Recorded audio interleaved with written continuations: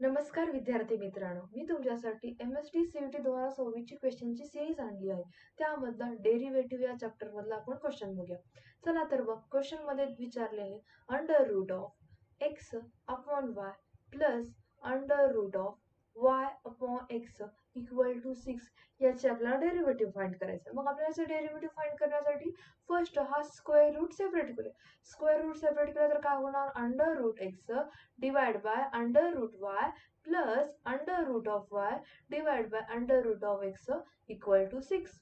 त्यानंतर याचं cross multiplication करू. क्रॉस मल्टिप्लिकेशन केल्यानंतर आपल्याला मिळणार under root of x into under root of x plus under root of y into under root of y divide by under root of y into under root of x equal to 6.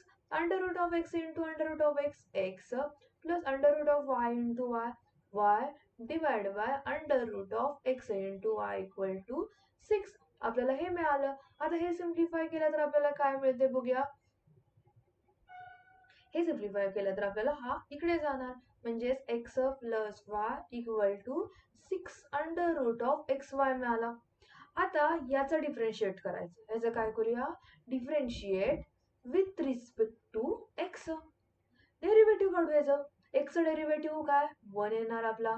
y चा derivative काय असतो? dy upon dx असणार. आणि equal to ह्याचा derivative कसा काढायचा? समजा हा derivative under root F of X चा डेरिव्हेटिव्ह काय असतो?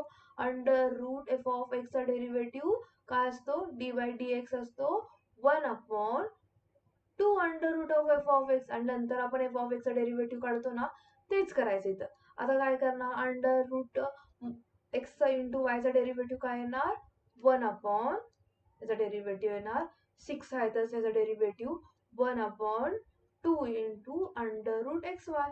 परत ह्या फंक्शनचा डेरिव्हेटिव्ह काढायचा आहे. त्यासाठी लिहिणार D by D X X Y. आता ह्या टर्मचा डेरिव्हेटिव्ह आता हे आहे तसं रिमेनिंग घेऊया. 1 plus D Y by D X equal to, हे सिम्प्लिफाय करूया. 2 1 चा 2, 3 चा 6 येणार अंडर रूट एक्स वाय. आणि हे ह्याचा डेरिव्हेटिव्ह काढूया एक्स इंटू वाय. इथं चेन रूलचा यूज करूया. चेन रूल म्हणजे काय? इथं एक्स आहे तसं ठेवायचं, वायचा डेरिव्हेटिव्ह एक्स आहे तसा, वायचा डेरिव्हेटिव्ह काय? D Y by D x. त्यानंतर काय करतो? वाय आहे तसं ठेवतो, एक्सचा डेरिव्हेटिव्ह काय येतो? 1 येतो. आता बघा, हे अंडर रूट एक्स वाय ही टर्म आपण ह्या साईडला पाठवूया, म्हणजे आपल्याला सिम्प्लिफाय करायला सोपं जाईल. ही साईड ह्या साईडला गेल्यावर काय होणार? Under root X Y of 1 plus D Y by D X equal to 3 times of X into D Y by D X plus Y. ही टर्म येणार.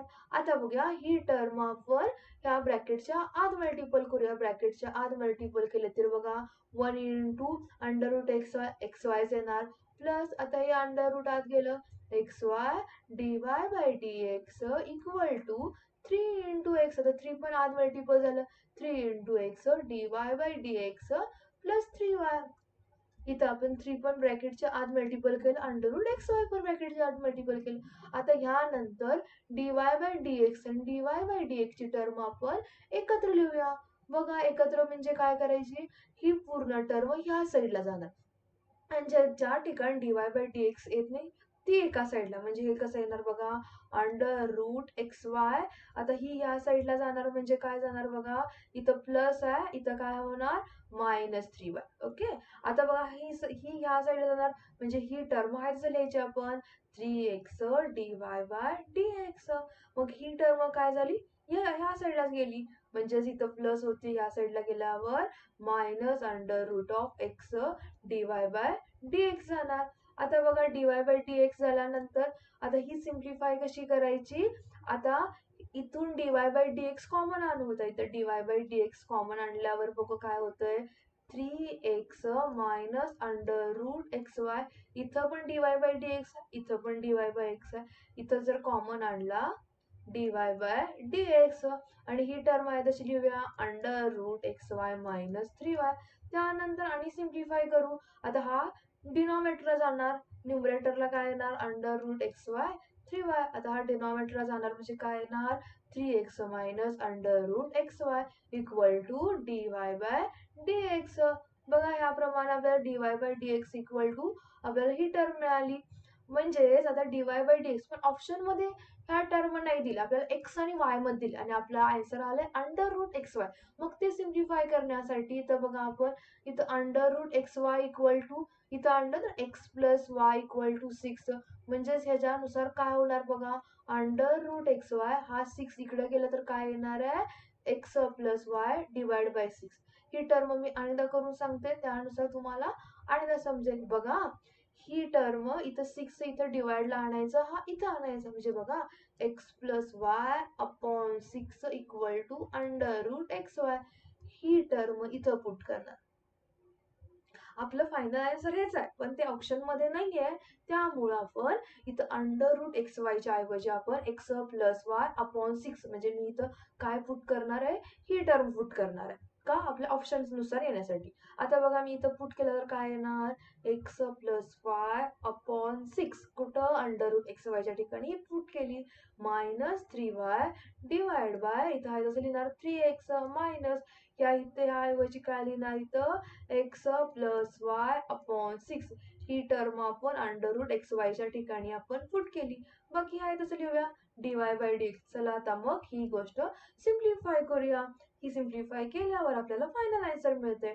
बघा तर आता ही सिम्प्लिफाय कसं होणार, एक्स आहे तसं वाय आहे तसं, 6 इंटू 3 काय होणार 18y डिवाइड बाय 6. नंतर आता बघा हा 6 इकडे गेल्यावर 6 इथं काय येणार 18x minus X minus Y divide by 6 equal to dy by dx.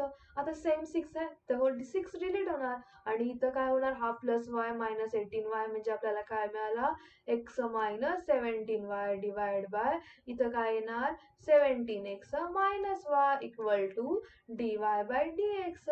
आपलं फायनल आन्सर काय मिळते बघा, X minus 17y divide by 17x minus Y equal to dy by dx. आता बघूया हे ऑप्शन मध्ये कुठं आहे, आता ऑप्शन मध्ये बघा इथे ऑप्शन बी हा आहे आपण आलेल्या आन्सर नुसार, म्हणजे ह्याचं आन्सर काय झालं, ऑप्शन बी इज करेक्ट.